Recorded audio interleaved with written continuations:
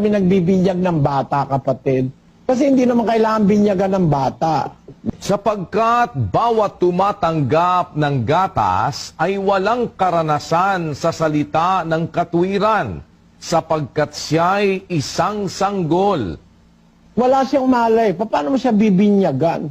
Ang binyag para sa sumasampalataya. Ang mga bata, tagalangit yan talaga. Kahit ano pa mangyari, yung mga bata, mga batang bagong panganak, 3 taon, 4 na taon. Sa ano yan eh?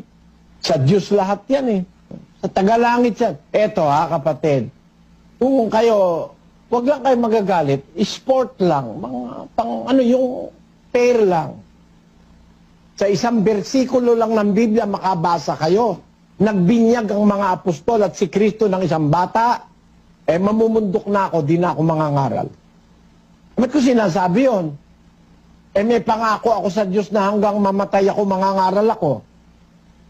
Kung Biblia ang pagbabatayan, walang aral na bautismuhan o binyagan ng mga bata. Walang apostol na nagbinyag ng bata.